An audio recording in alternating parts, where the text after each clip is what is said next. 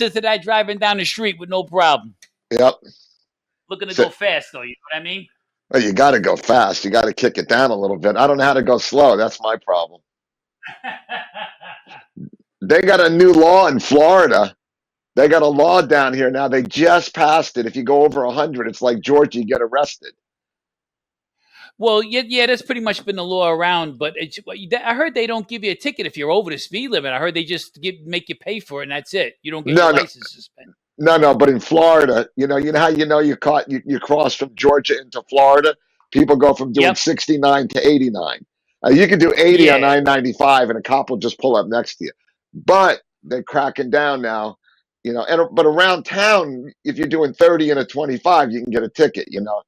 They ain't that Okay. kind. The locals. But Yeah. usually Speed limit everybody's. to me is ridiculous.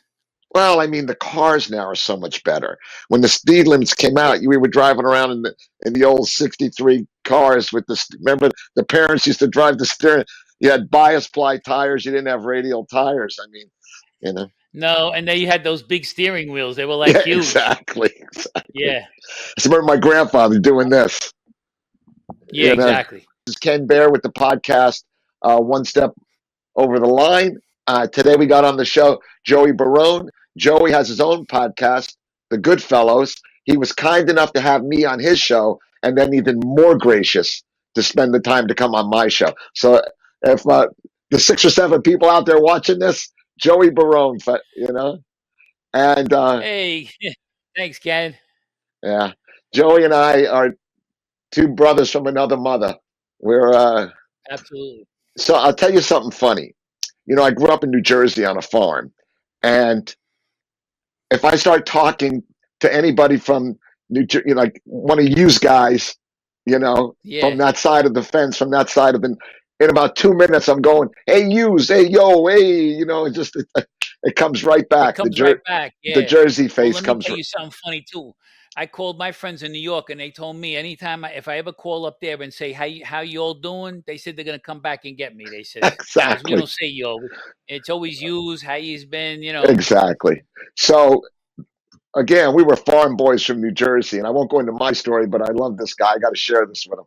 So the first day we're in New Orleans, and the elevator lands in the lobby. We're staying at a hotel, and me and my little brother were like 11 and 10 or 12 each, and we go blasting out of the hotel. We almost knock over 2 older ladies. These wealthy.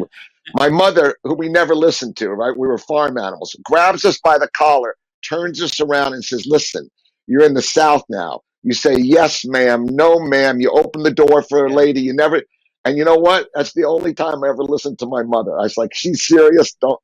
So we learned the hard way. But Well, I still don't say ma'am. I always say miss. I don't know yeah, why. I just it's still gonna stick with me. I'm kind of too old to change in some mhm, ways, I guess. What are you gonna do? I'm stuck with what yeah. I am. Even when I go to a restaurant, I still act like I'm a gangster. Yeah, well, and so Joey, just to tell the story why he's here and why he's so an interesting guy, he was a gangster, he was a mobster, he was a wise guy. I heard someone use the term legacy, and what he meant by that, the interviewer, was that his father was a wise guy and a mobster. And Mhm. we have all these terms, and so Joey grew up in the life and grew up in so I'm gonna let you tell your story about where you grew up because up north in the north there's like different pockets of family, and so you can tell us about the Genovese family and where you grew up and go into your beginning of your story, and then we'll start kicking it back and forth about the similarities in our lives. But I want to say Right. something to you. Sure. Remember, we're all a product of our environment.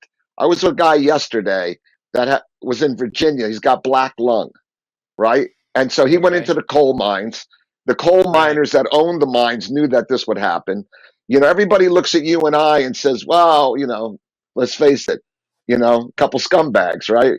And Yeah. but we're no different than the eye doctor who told me that he says I can't let someone leave here without buying eye surgery. I can't let them go get a second opinion. I need to feed, make money.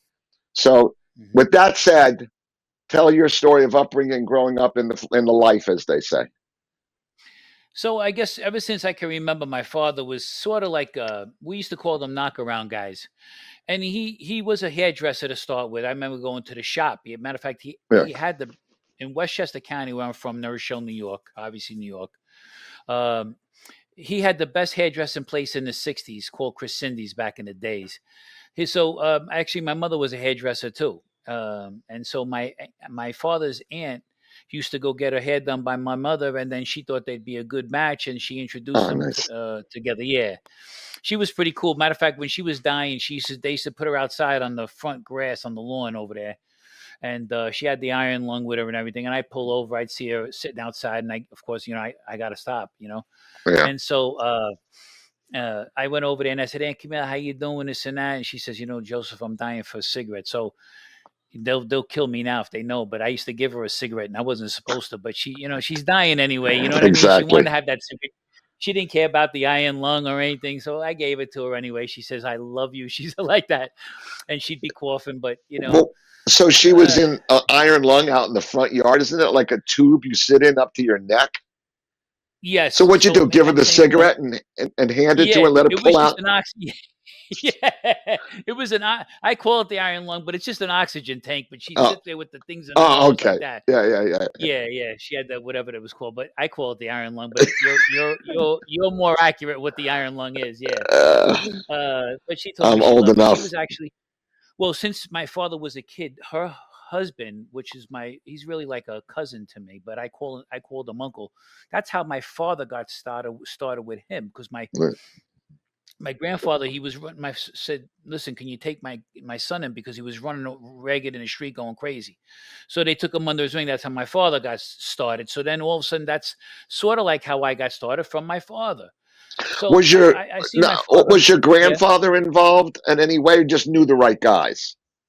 yeah, he just knew the people. They all Everybody come knows from the everybody. same Yeah. cloth, like so to speak. And Yep. my grandfather was an alcoholic, so he Uh-huh. wasn't selling. He was drinking most of it, but he straightened his life out. I mean, he always worked. He was one of those, functioning alcoholics. Yeah. You know what I mean?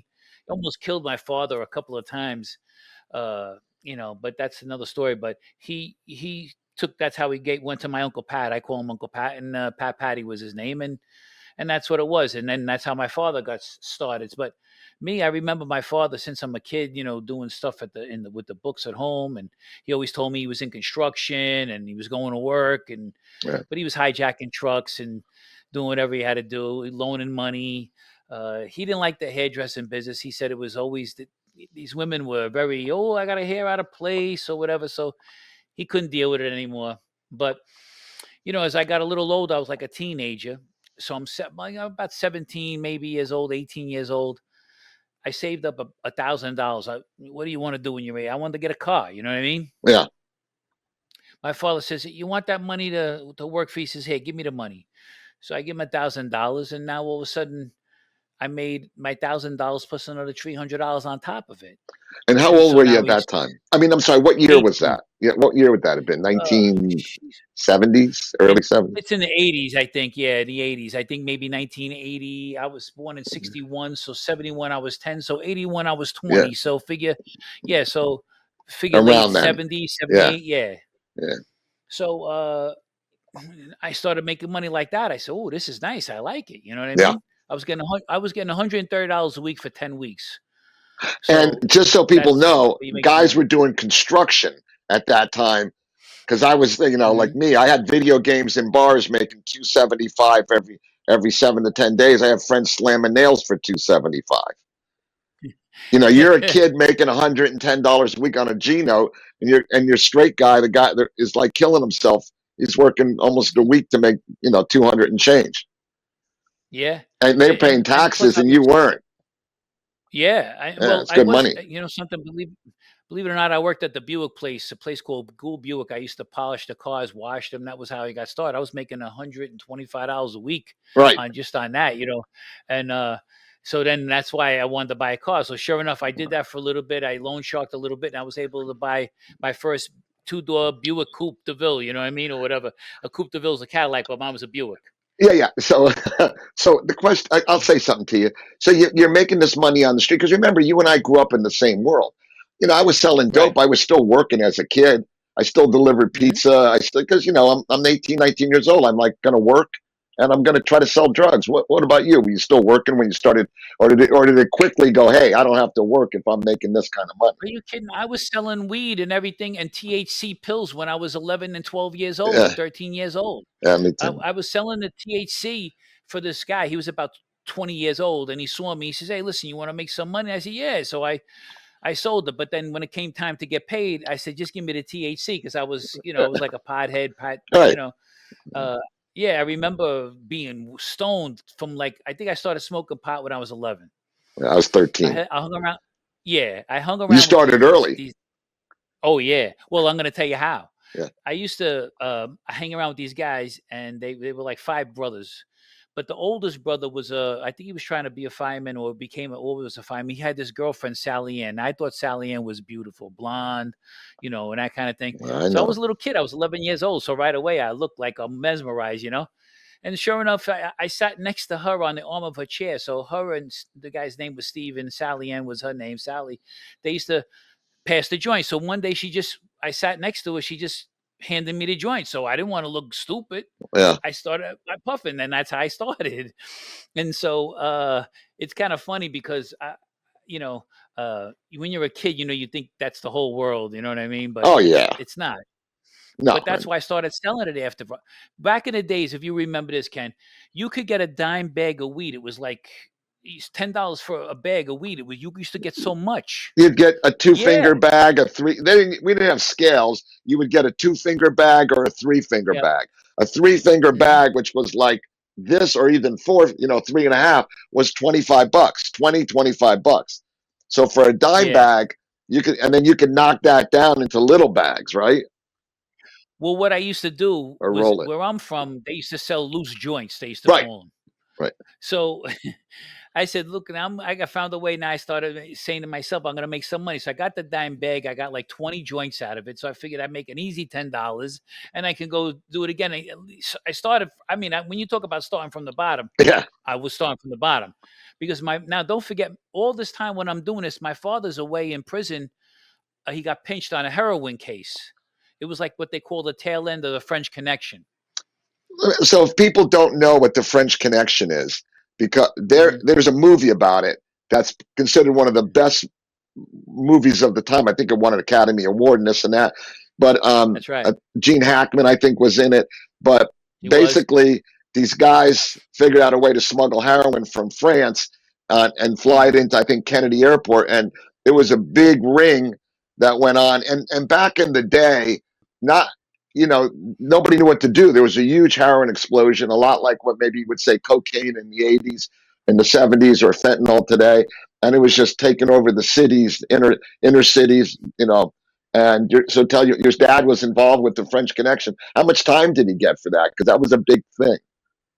He wound up. The guy that was going to testify against him didn't, and because he was, I guess my father was protected. He was hanging around with the Lucchese family Yeah, more or less then. So uh, they gave him 5 years, and then back in those days, you only had to do 65% of your time. right. So he actually Old did guy. 3 years and 6 months to the door. Yeah, How it many? was the old federal law. What we call the old guidelines. Now you do Yes, 97 the or old guideline. 98% of your time, and back then, and that's and that'll go into our later story as to why people, how they broke the Right. mob by hitting us with RICO charges and stuff.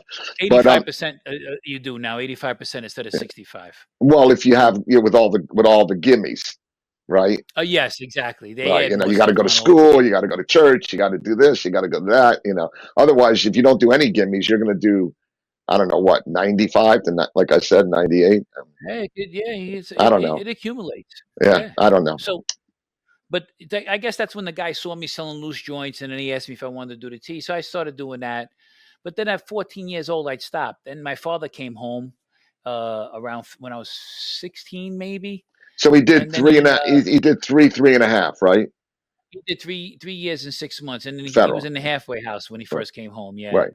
So then my father came home, and then well, yeah, they got my mother and father got separated, whatever. Again, we moved down to my grandparents' house. It was always back and forth with them, and that's when I started. I was living with my father. My sister was living with my mother at her mother's house, my other grandmother, and I lived with my father at his. And that's when I started loan sharking. I did like it. But I still kept the job, believe it or not, because I didn't I have did. that many. Um, uh, what do you want to call? Clients. Yeah, we could say clients. Yeah, but I actually started collecting money for my father. Right. It So was a couple of You guys were that. Johnny Bag of Donuts. Yeah, because I used to hang around with a group called the Third Street Boys.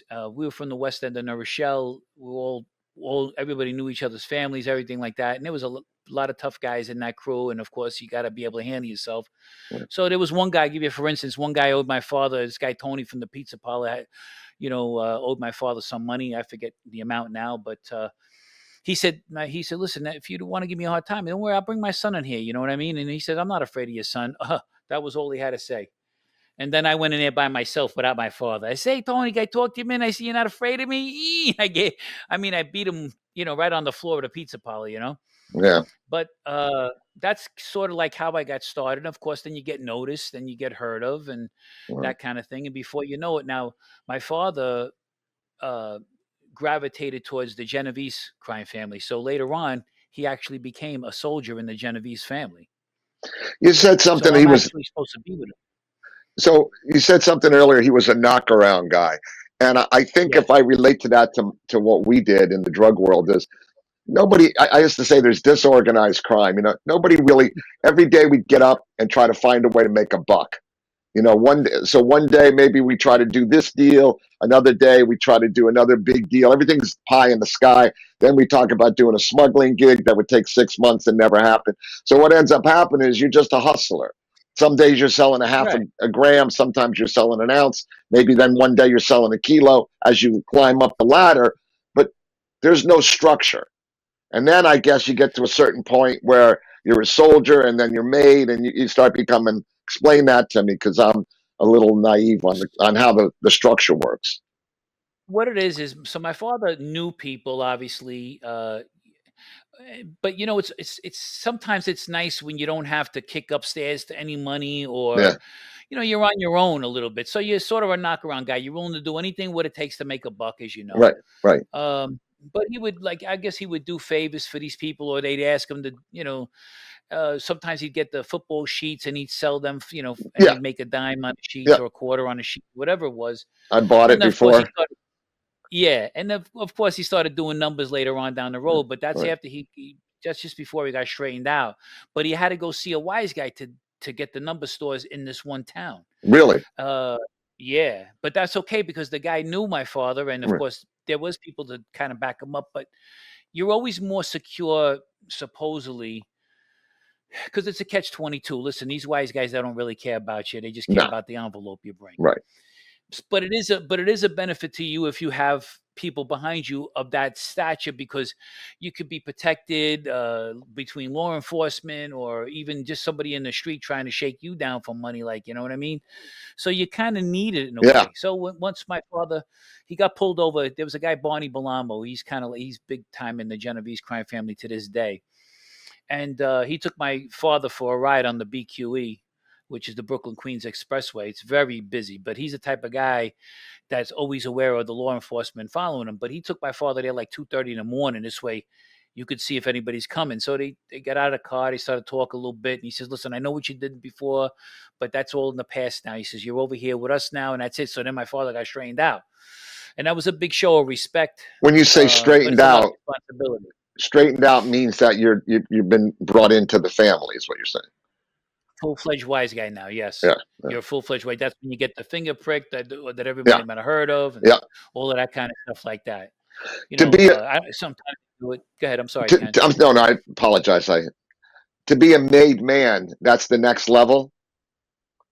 Yeah, you start off as well, like I say, maybe a knockaround guy, but you start off as an associate. Right. And then once they like you, they see what you're capable of. Maybe they got to replenish the ranks. Maybe they just really like you that much that you're really capable of, whether you're doing making money or you can take care of business, whichever way it comes. Then they open the books. They go talk to the boss. Your guy that you go to. Usually, the guy you go to could be a soldier, or it could be a captain that you're hanging around. And then they go to the boss, and then they get you straightened out. Yeah. That's big. So then I'm become full fledged. Yeah. I remember I had a guy that was a business associate in Hollandale, Florida. He's gone now, but he had the towing contract for the city. So he brings me in, and as I'm walking in his office, the sergeant from the Hollandale Police is walking out, stuffing his pocket with an envelope, like walking right Mhm. out of there, Mhm. shoving the money in there. I was like, yeah, man. And he was a made man. I mean, he was a well-known guy, Angelo, and you didn't fuck with any those guys. You know, they even they even gave the captain of the Hollandale Police Department. They built him a dragster and paid for him to go drag racing because he loved it. And I'm looking at Okay. the captain, going, "Buddy, this ain't coming for free. They gave you the trailer, Mm. they gave you the car, all of it, everything. They had their name on it, Action Towing, and all this stuff." And but I know I'm like, they're going to tap this guy one time and say, "Hey, you got it," because they knew they couldn't buy him off like they bought the guy with the envelope. This guy, they had a massage. Right. And about a year goes by, and all of a sudden, there goes the dragster, there goes the trailer, everything gone. And I could see the look on the guy's face. They probably went to him and said, "It's time for you to pay for this stuff with the little favor." Right. Well, listen, don't you re do you rem did you ever see the movie Fist with Sylvester Stallone? I don't think so. And I love him. It's a spin-off of it's kind of a takeoff on the Jimmy Hoffa story, but Yeah, what happened was become the truckers union. He was like, and sure enough, he became like a union guy, and he's getting all these these union guys contracts. together and all Yeah, of this stuff. And finally, now he has to go to Chicago. Well, now he has to go see somebody in Chicago because he's out of his territory. So he's got a guy that's with him in his territory. They go over there, and they guys see this guy. They call him Babe Milano in the movie. So the guy says, "Hey, listen," he says, "John," he says, "Yeah, is this guy here? What are we gonna do with this?" So the guy says, "Hey, babe, listen, Johnny's 100%." He goes, "100%, 100%. Nobody's 100%." He's like a real wise guy type of guy. Guy played him good. But anyways, later on, he gets the union guys and everything along with this trucking company.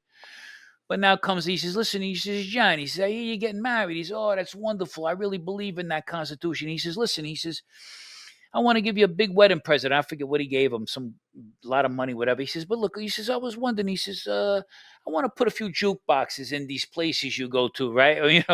And sure enough, he says, "What do you mean? I don't know nothing about it." He goes, "Hey," he says, "I did you a favor. You do me a favor." And yeah, then that's how it got started. yeah. And this is what they're always in it for something. Even if you Right. go like Michael Francis, I know you know him. You Well, I probably know the seen him. show. I've never done the show, but I'd love to. But I know him. Right. So Michael talks about you don't have to go inside and shake anybody down or threaten them anymore or anything like this with a business because that could lead into trouble, Yeah, all this kind of stuff. The right way to do it is the way he says it. You go in there and say, "Wow, you got a nice business here. What are you making a week, a month, a year, what?" And now he says, "How about I bring some people in here? I tell you what, I'm going to double, triple your salary in here. Forget about it. All I need is a little piece of the action." yeah. Right. Now, right away, the guy goes, "Oh, wow, that don't sound bad." But now he gets a partner that he didn't really want, but he's still making money. You see, Yeah. it's a little bit more lucrative Sophisticated. now. Yeah, it's Yeah, it's sophisticated. sophisticated. Well, I Exactly. always say that prohibition made the mob. Before prohibition, you know, Sure. it was guys But knocking Ken, guys off for paychecks. Next thing you own Vegas. right. You But know that. Ken, it's the drug wars that's made all these other listen, prohibition made the wise guys. They saw an opportunity to sell liquor to people who wanted. It's the same thing with drugs. Yep, How do you think all these cartels get started? yep, People want drugs. Every time you try to stop somebody from doing something, what are they going to do? It's like if you have a daughter, like just argument say, "Don't yep. go out with that boy. I don't like him." What do you think she's going to do? 100%. She's going to sneak around. Yep. It's the same thing. Even in high school, if you say, "Hey," tell a girl, "Hey, that guy's a jerk," but Saturday night she's at the football game with him. She likes him more. Yeah, Yeah, right. yeah, yeah. I'm sure. I'm sure a lot of people. I might have gotten laid a lot in high school because everybody said, "Don't go with that jerk. He's a drug dealer." But you're so right about what you Yeah. say. You're so dead on Hmm. about what. I say that in my book. That in the opening chapter of my book, I say that how could the feds not have known? Oh, there you Good go. book, bro. Yep. Yeah, yeah, we Yeah. got it. How could they not have known that just 50 years earlier, prohibition, made, what it did? That how did they not know if he's tried to stop people from doing marijuana, it wasn't going to do the same? It's almost like they had to know. Listen. The They money know that they made the white look at. They said Al Capone had $100 million back then. It's equivalent to back then. $1 billion, maybe more now. Yeah, Mm, $100 million. yeah. Okay, you know, they of course they knew. What about that guy? What's his name? Jack Webb, or the guy that got killed? He told how the CIA smuggled and started the drug wars with the Yep. crack epidemic and all Yep. of that stuff. Like they killed. They said he committed suicide. He had 2 shots in the back of his head. He shot himself twice. That's pretty good for Yeah, exactly. It's like you got a one and ricochet. suicide. The But there's money to be yeah. made. Look, you saw the movie with what's his name, T- Tom Cruise. Yeah, I know the story. Barry Steele. I followed it There it as a is. kid. Let me tell you, Yeah. I did a couple cocaine smuggling gigs with this friend of mine, Nathan. One time he Mhm, told me he landed a plane full of coke on Homestead Air Force Base, and the military came out and met him and put the plane in the hangar, and he left. Another time, a mhm, friend of mine, when I was a kid, told me, and this guy had no reason to lie to me. I was 18 years old. I was just a kid. I'd already done I'd taken some money to a bank to help them buy a boat. They give me like 20 grand wrapped in aluminum foil and go, take this to the bank. The guy, I had a guy I call my bad dad. My dad had died when I was 13. So this guy brought me in. He was an ex kind of like he was a Jewish guy, but he was connected in Cleveland to the mob and everything. And he took me into a small bank, introduced me to the banker. I'm 18 years old, knowing that one day in the future he's going to use me to do something there, like take himself out. I didn't know. So they yeah. go to me, hey kid, take this money down to the bank and deposit. He goes, see the manager, you know him. You know the guy. Remember the manager? Go see him. Tell him Sandy sent you. It's an aluminum foil package. It looked like a fucking brick or like a plastic. No, how could you not tell it was money? It was wrapped, it was like a block. Yeah. Right. So I get Right. back and the guy goes, listen, kid, when I land in Colombia, my little plane, like putting the bales in a couple, natives, like in a bucket brigade. He goes, there's a Mhm, C-111 or whatever cargo plane with American soldiers loading pot with forklifts, mhm, palletized. And mhm. for us to do 600 pounds, 1,000 pounds was a big gig. These guys are loading a cargo plane, American military. When I Right. told people that, when I was a kid growing up, they wouldn't believe me. And then what came out? The Iran Contra scandal, where we were running drugs Oh for yeah. money. Yeah, same shit. Back to It, you. it, it's a lucrative business. It's a lucrative business, Ken. Yeah, Come on, anytime you put, and it's money. people people used to have asked me, like I'd done some shows, and they'll go, "Well, what did you make?" And what I tried to explain to people is, buddy, one day I'd make 80 grand. Remember, the 1970s, that's like 250,000, and then the next day Yeah. I'd lose half of it, or I'd do Mhm. this or that. I go, fast money, it ain't easy, and it's hard to hang on to. So what I explain is, if you want to know, and I was just the guy. I wasn't like a super smuggler. I mean, I'd done smuggling. I didn't make a fortune. I made money. So what I like to say is, and maybe you'll relate to this, show me like a well-paid doctor or a well-paid lawyer. And as a kid, I was making the same money, while riding jet skis and Yeah. going snow skiing and, not paying taxes. I Yeah. wasn't, I wasn't, I wasn't like the biggest smuggler making 100 million bucks, but I made a really good living dicking off. And you had Same, fun too. same with you, kind of money, like just rolling in. I paid taxes a couple of years of my whole life. I mean, when I had a few legal jobs, but Yeah, same. it's I don't believe in paying taxes anyways. I believe the taxes is a whole scam. I mean, didn't we fight in this country to not pay taxes when we were in the British, and now all of a sudden we're up to wazoo. You get taxed on your check. You get taxed Yeah, on when you buy something. You get taxed. yeah, It's taxed. Forget about it. That's why the American dollar is not worth anything. It's taxed to the death. It's choking it. yeah. So let me But ask yeah, you. no, I agree with you, Ken. So you Yeah. did, back to your story. So you did time twice. Yes. Tell me about I that. went I got pinched on my first bid for loan sharking, extortion. Of course, I had guns and stuff like that. Uh, and then Was that they caught me state? right there. That was federal. Okay. Yeah, that was federal too. They caught me beating the guy right there for my money. Right there, he was wearing a wire on his own brother, and I seen the guy, but the guy's brother had a feeling that he was being set up. He was going to set up his own brother. Well, So he I took want to talk off. about that We in a found that little. out later. Let's keep that for the back of the Okay, story, because you and I know how this works. Everybody does. Yeah, people wouldn't, absolutely. all the people who say, nah, nah, bullshit. Everybody does. So, Yep. so yeah, I I'm remember the that story. I'm the So little guy. they were Yep. watching the guy, and then you ran up to collect your money. You gave him a beat, and then the cops were watching the whole thing and arrested you. And that Yeah, was the feds came in. and Yep. that was federal. So and it was old That was guidelines federal. or That was in Yeah, that was I was on the federal guidelines and everything too. Of course, that's when I first started cooperating. That's when I was as I was doing my bit, I was fighting the case, and then all of a sudden, I called home. My grandmother told me that my father died. She didn't say how or whatever. I knew he was in another country. I had to spend like 3,000, I think, back then to get him shipped back up to New York. They his couldn't open the body. coffin. Yep, his body, So because of the coffin is hermetically sealed. It's against the right, law to open it. right. It's Yeah. expensive. I heard one of my buddies died, and they tried to ship him back. I said, just cremate him and put him in FedEx.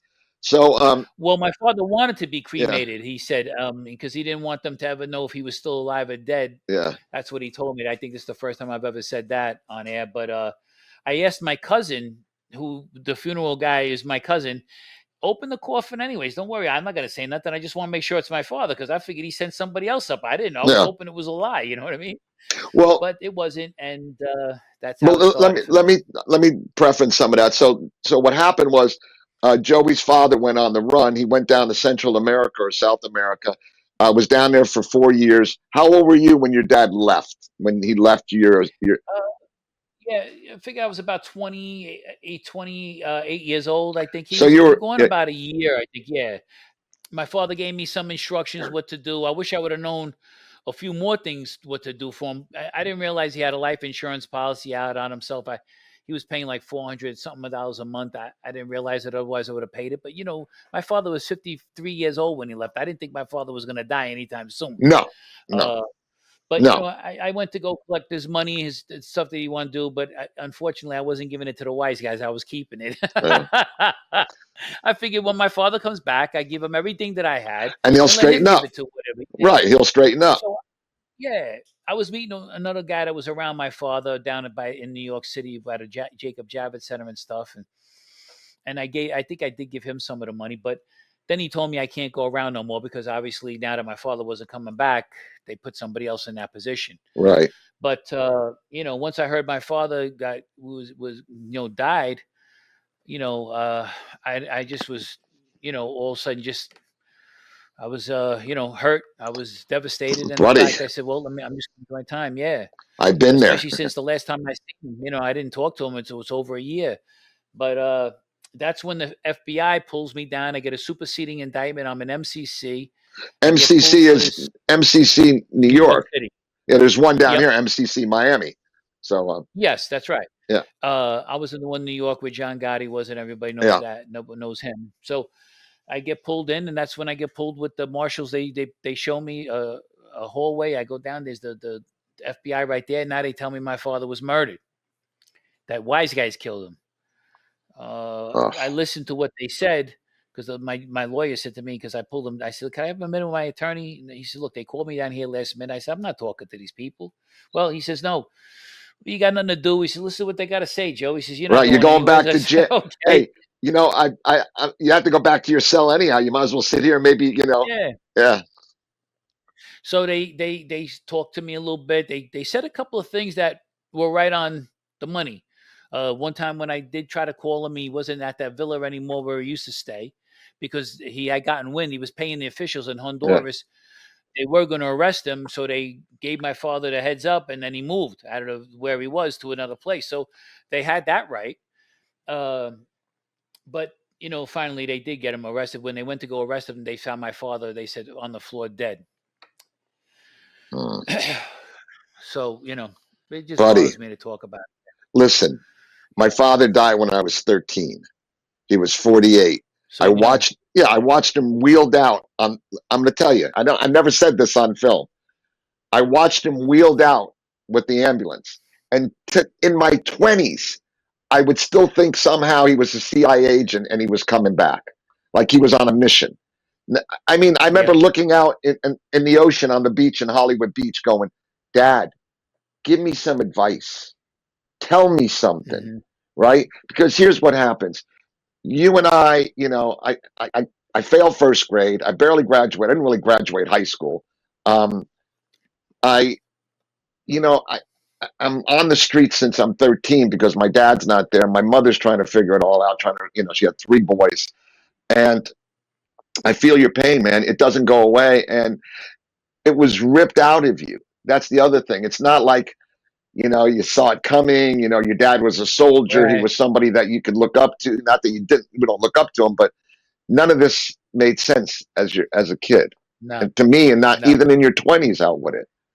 I'm sorry. no, no. I'm sorry too. Like for Mm, you as well. I mean, there was a line in The Walking Dead. Andrea says it to Beth. She says, "Listen, the pain never goes away. You just right. make room for it." Exactly. And That's it. I thought that was a good line. But they questioned me. They talked to me, and I listened. Uh, and then they handed me a stack of photos about maybe this high, and I didn't know that they exhumed my father's body. So the next time I saw my father after about 2 years, I seen him on a slab. That's how they showed it to me. So It's terrible. I'm not gonna lie to you, brother, but That image never goes away. Just like the gurney never goes away from me. I'm sorry, Joey. So I have to bring this up. I know, we can talk about this, I'm sorry, take a minute. yeah, you got a tissue here, Mo? So Thank you. Sorry, Ken. no, take your time, buddy.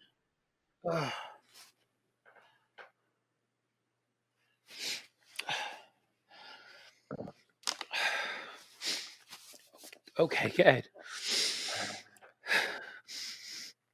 I'm sorry, Joey. So I feel my stuff too.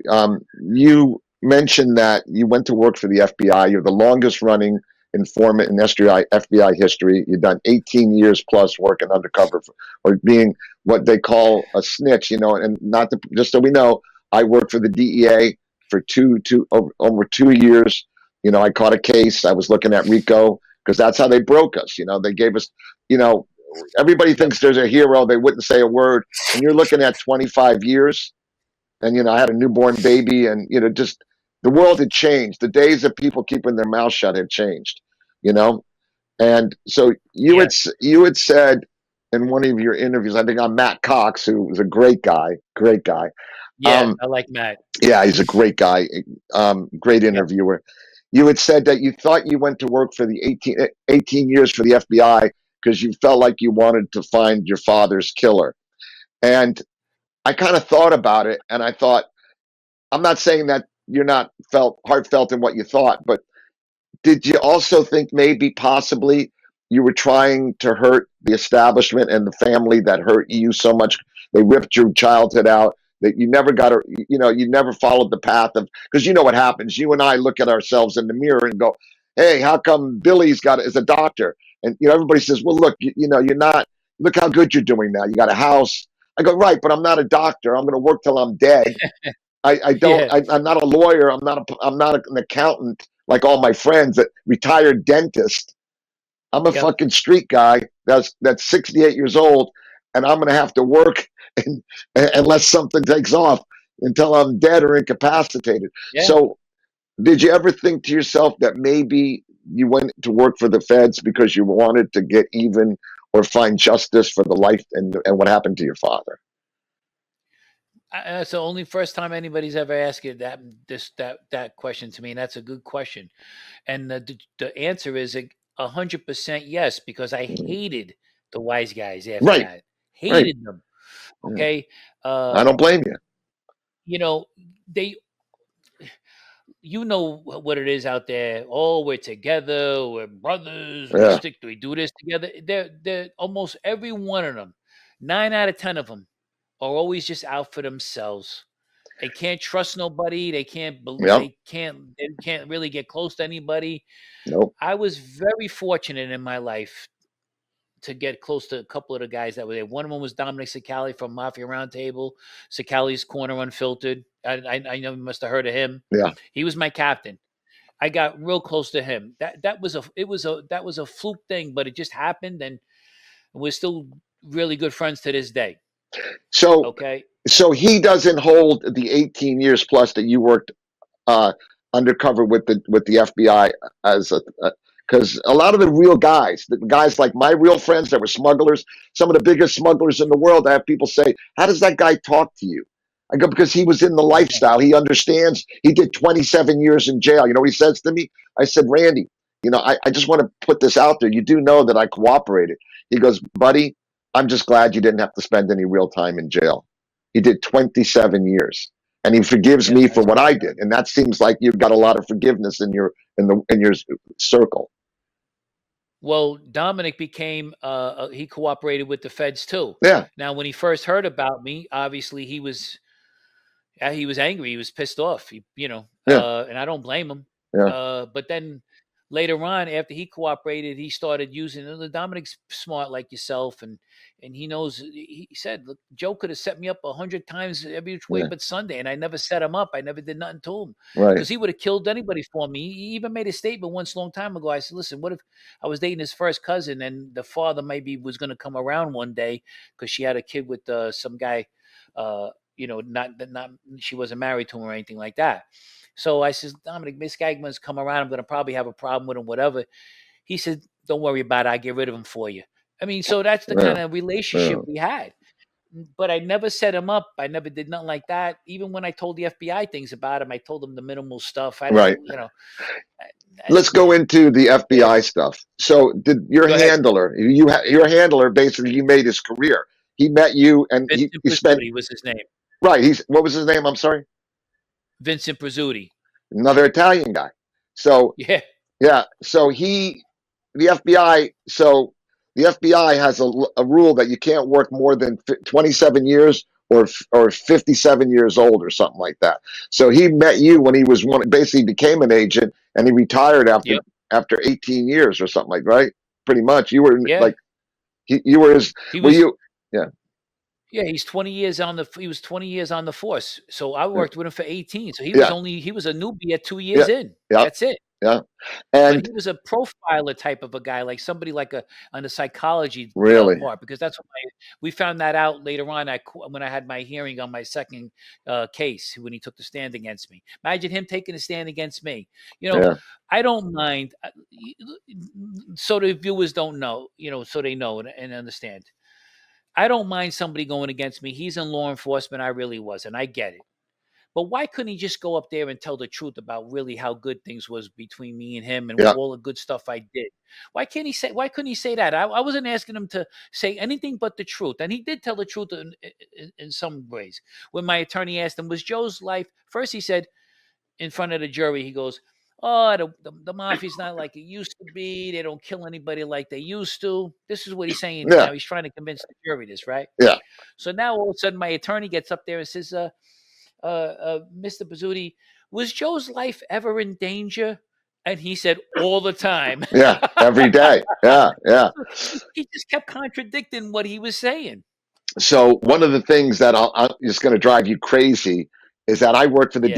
DEA, you work for the FBI. I had my Yep. DEA handler was also like really good to me. We're still friends today. I still call him on Oh, the okay. phone. Yeah, he's retired.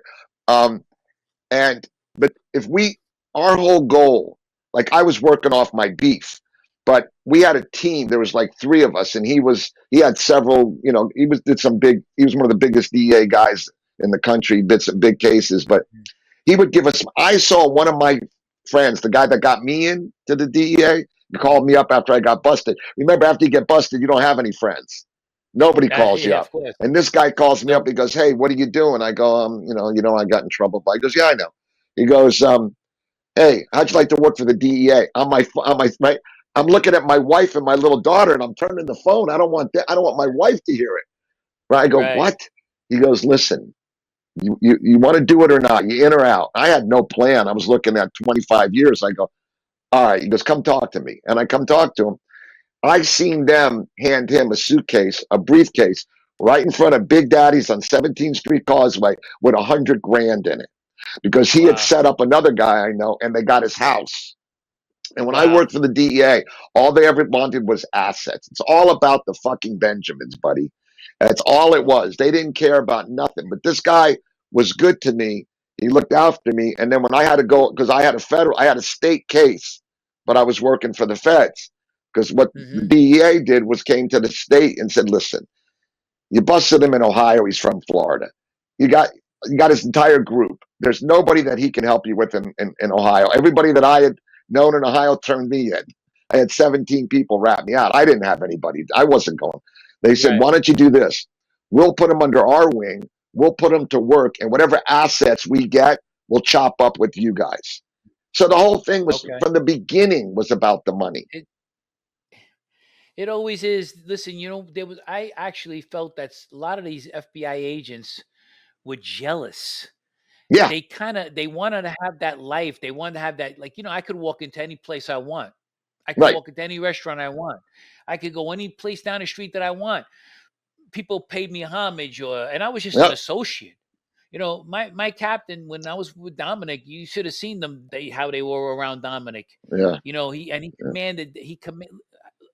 I was always taught, you walk into the room and you walk into a place, a building, a luncheonette, wherever the hell you go, you got to command that respect. You walk in there with your held high. Yeah. You walk in there, people are gonna, and being around those people, I learned a lot.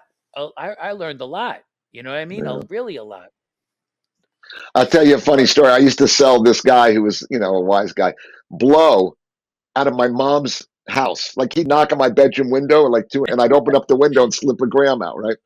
So one time we yeah, walk into me and my buddy, and we're wearing flip flops, cutoffs, t-shirts, and we go into this place that everybody knows forever and ever. And there's a little, it's nobody in there, but there's a red, little rope. You can't go in. Some the major right. D's. And I walk in, and the bartender and maitre d' go, "What? Get out of here!" And the guy looks at the bar. It's him. He goes, "Hey," he's in. Boom, boom, Right. boom, boom. He goes, "Hey kid, how you been?" Like that. Yeah. One thing. Boom. Yep. Yeah. Well, when I was in prison on my first bid, there was a couple of guys I met in there. One guy used to sell Geraldo Rivera weed.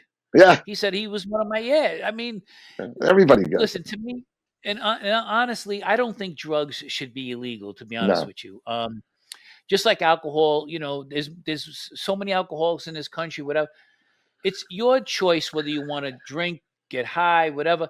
Let it be people's choices. Yeah. All that they tried to do with, like you said, the prohibition. Yet meanwhile, people get into still accidents, people drinking and driving, but they still can't outlaw it. So if somebody wants to smoke weed, snort coke, shoot heroin, smoke opium, take a Percocet pills or whatever, who Yeah. cares, bro? Look at Right. there's no crime in where's that place where they got it over there, where they allow all the drugs Yeah. and Yeah. what's Yeah. the Yeah. Honduras. No. No. Yeah, no, it's not Sweden, Amsterdam. Amsterdam. Yeah. Yeah. Yeah. They got places you go in, you smoke a little weed, you drink THC, you do it. Yep. There's I've no been there. crime Done there. it. Done it. There's hardly no crime there. But Well, this is the this is the mentality other of people. right. And here's the other thing. Look at if they busted their ass to outlaw, make it hard. I've had two open heart surgeries, a pacemaker, three shoulder surgeries, and that's Right. just the short list. I could go on.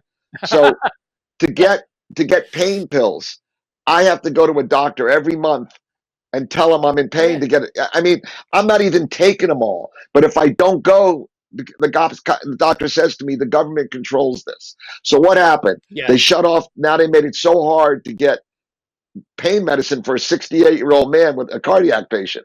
So now Right. fentanyl becomes Ridiculous. popular because they can, if they gave the people access to, I mean, and now fentanyl's You wouldn't horrible. have none of this. That's right. You I wouldn't had a have none of friend this of stuff. You mine, would, right? yeah.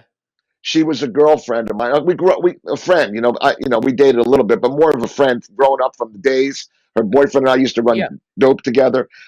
She's 60-year-old woman, 50 something years old, walks into a gym. That she's got it together. She's working out. She's not. Someone gives her a joint. She goes home and smokes the joint. Fentanyl lace. She dies. I've lost my friend, another friend of mine, his son, who Right. was a good boy, played little league with my son. He thought he was doing a couple lines of coke. The guy wasn't even a drug. He was a good kid. Maybe decided to play around. Dead. Another kid, the same Wow. thing. coma, finally came out of the coma. So I mean, this fentanyl's killing people, and Well, if they made drugs legal, fentanyl wouldn't exist. no, that's what I'm trying to say. Yeah, I know it. They're their own worst enemies. It doesn't listen. Don't get me wrong. You could party. Everybody could party a little bit and you keep it within Too their much, things. And right? I mean, some people can get out of control. Yeah, exactly. Some people Right. can get out Well, of they control need, with it, and but they get that's their medical life, help, bro. right? But then you have Right. mental. And stop. You fix those Yes. people.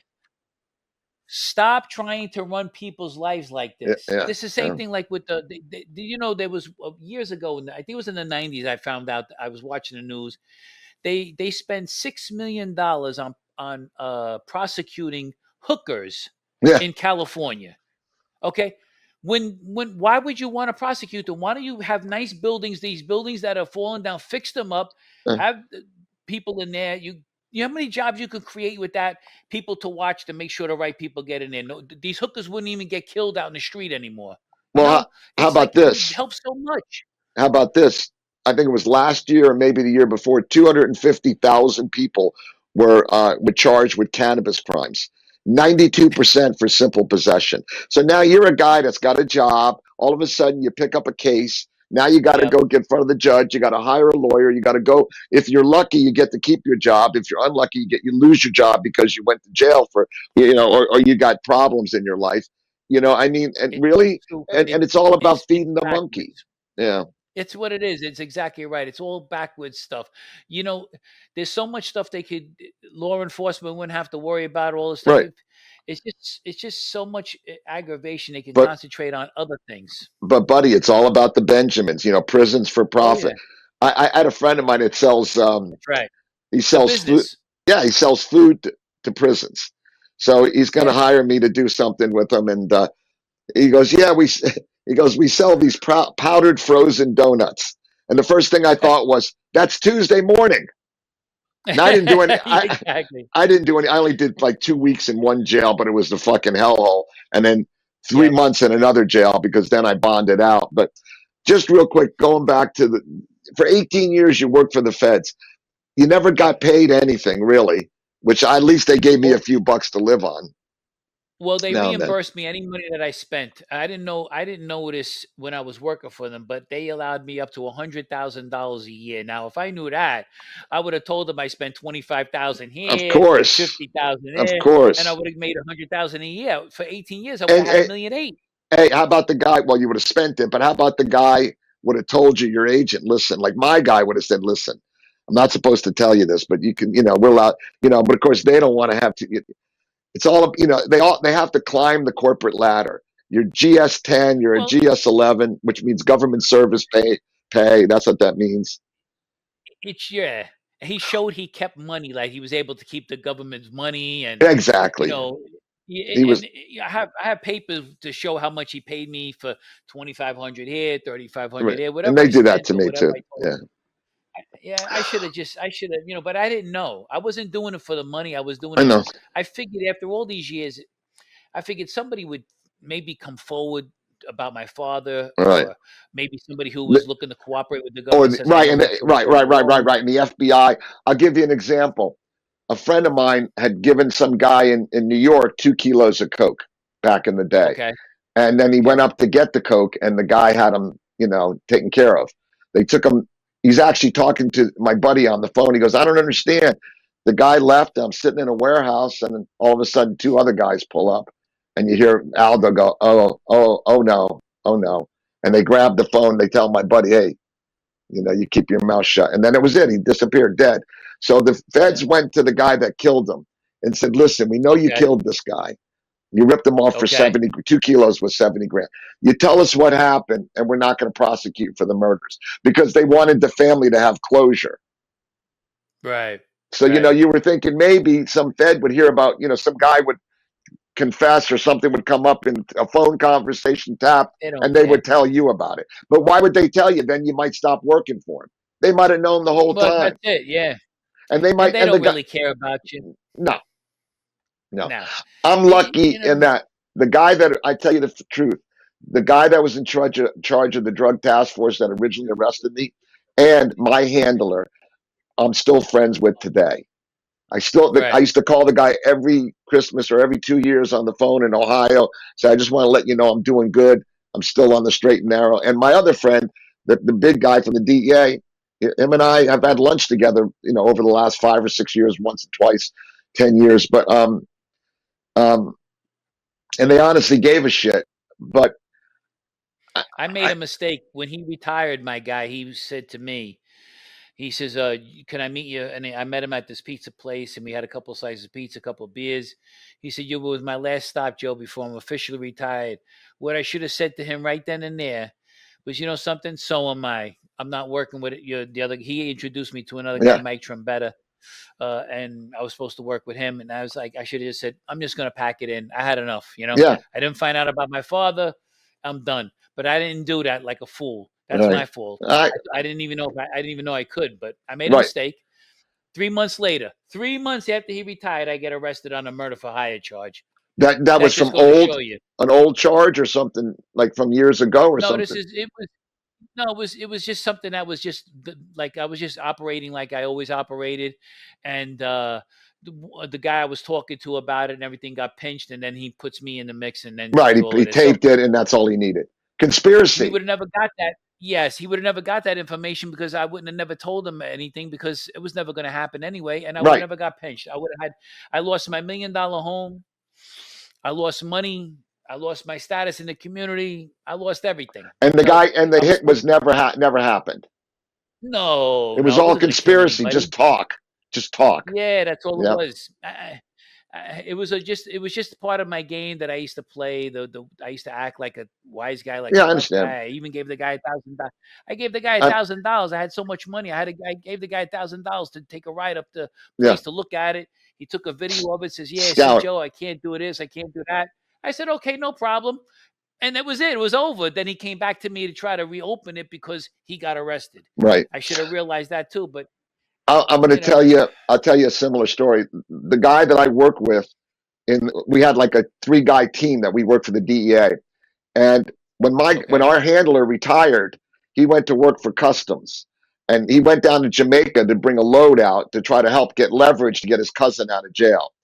And he got trick bagged into actually doing the trip. Got got okay, shipwrecked in Cuba. Got arrested, and the customs guy, even though the customs guy told him to do the whole thing, he was talking to customs, but he was no longer with our guy. Customs said, okay. "I don't know nothing about it." So the Hmm. guy didn't, because maybe the customs guy didn't cross his T's or dot his I's on a piece of paper. My friend did 22 years. The only reason he Wow. got out was because of COVID. He was an old man, and he left they let him leave the country, go back to Spain. But the fucking customs guy trick bagged him, just like happened to you. Didn't give a Yep, shit, and just because yep. maybe he didn't want to take. And we called our DEA handler, and I said, John, they really want you to, can you go testify for David and just say he was a good guy, and that, and he Mhm. goes, Kenny, I'm retired. And you know what happens is if they step on a landmine, they take their pension. Yep, So the guy yep. goes, that's why, all this shit like the military smuggling drugs, why nobody's ever got up and said, yeah, we did that. Because if you go against the military, they can take your pension. Like everybody keeps their mouth shut for that. So let me ask you, after all this, how much time did you do for the second pinch? So I did 19 months altogether, but I did 15 months in the box. Oh, Okay, who did solitary you piss off? confinement. I know. Who did you piss off? Well, the FBI, because I told them I wasn't going to work for them anymore. So I wound up doing 15 Fuckers. months in there. I wound up contracting MRSA staph infection. I got scars on my body from, they used to cut masses out of me this big. Oh, And yeah, I almost died. They gave me 3 antibiotics at the same time to try to fight the infection. I wound up going into the hospital for like a week. I mean, it was yeah. They tried to kill me. Because they knew that I you would. knew too much. They were yeah, exactly. They were no good. The FBI. Like I always like to say, if living was easy, everybody would do it. It ain't easy. It's a it's a No. tough walk. I mean, and if you don't have guidance or the guidance, you're a product of environment. I'll tell you something Mhm. funny. My mother moved us after my dad died in New Orleans. We moved from from New Jersey to New Orleans because my family had a business down there. So my father died in New Orleans. Now my mother was from Brooklyn. So what is she doing in New Orleans, right? In 1969, Yeah. 1970. So she decides I'm going to come to Florida because that's where all the, the New Yorkers, all her friends from Brooklyn became here. So she's back home, right? Because she was a fish out of water in New Orleans. My dad's family was from there, so he was comfortable with that. So Yeah, yeah, yeah. in 1973, she tells me we're moving to Florida to get away from drugs in New Orleans. You can be 8 or 80. You can be from Florida, New York, or Switzerland. When I tell that story, the people laugh. They go, "You moved to Yeah, because Florida in nobody's ever gonna get away from that. 1973 to get Yeah, away right. from drugs?" That's crazy. Yeah. So, Well, like I said, also when I was a kid too, Ken, I never thought I was, who ever thought about growing up? Who thought yeah, about I was gonna have to do this? Who thought about yeah, you never think you're gonna nah. get old, you never think this is gonna I mean, And you're never going to get caught. yes, that's right. Yeah. It's I used to, now I came smart. I says I gotta save up for umbrella money. Yeah, My girl said to me, umbrella money, what's that? I said, for a rainy day. You never know. exactly. I'll tell you something funny. My dad's best friend was a lawyer and he became a judge. And when I got busted in Massachusetts, I can't say Massachusetts. Anyway, I got busted with 1,400 pounds of weed. We had smuggled it in from Canada. We had a forty Right. thousand pound load up there, but I was just moving it. They didn't know I smuggled it in. It was like a month later, 2 months later, and I Okay. get out of the case. I beat the case for illegal search and seizure, and I'm having lunch with Mhm. the guy. Now he's in Florida. He's from New Orleans, and the guy looks at me. He goes, "So whatever happened with that case in Massachusetts?" Like, I'm a kid. It was '88, so I was 30, maybe 20 something. Like, I beat that case. And the guy says one thing about the case, and it made me think to this day that he might have made a phone call because it got Wow. thrown out for suppression of evidence. That could have gone either way. I'm on the Yeah. stand going, I loaded the weed into the box. I'm telling you that the lawyer goes, just tell the truth. Right. So we Right. beat that case. So now we're having Nice. lunch, and the guy looks at me and goes, listen, because I beat the case. I'm telling the lawyer this, a judge.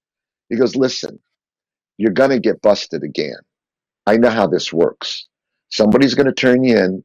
I'm not going to say Yep. another word to you right now, but the day's going to come. And that's it. Then we ate lunch. And Yep. sure, you Yep.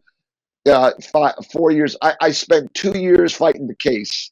Then they tried Mhm. to. I beat them. Then they didn't want to give me my $80,000 bond money back that I put up cash like a fucking schmuck. So then Yeah. they tried to recharge me.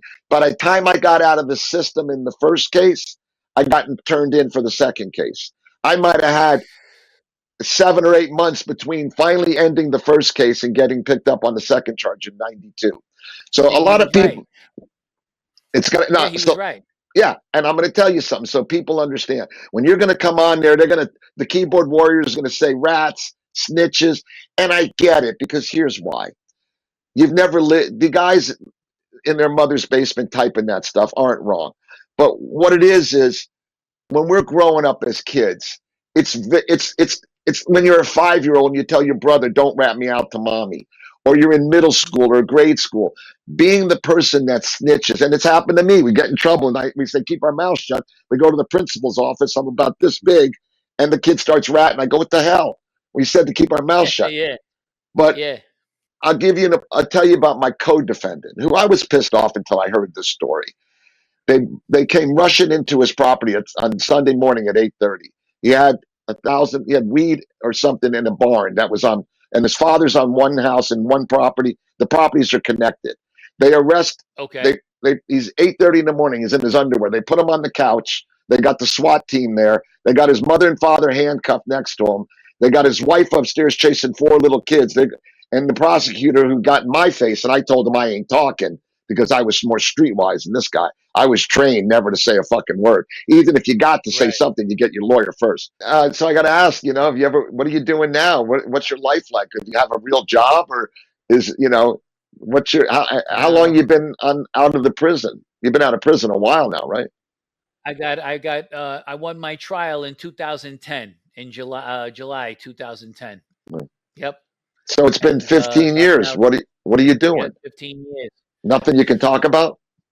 I'm surviving. That's about it. Yeah, Yeah, I'm I feel the surviving. That's same about way. it. Yeah, Yep. I have a movie written about my life. I'm still waiting for it to be produced. I heard that some guy that this woman wants to produce it. She actually produced two of Bruce Willis's movies, yeah.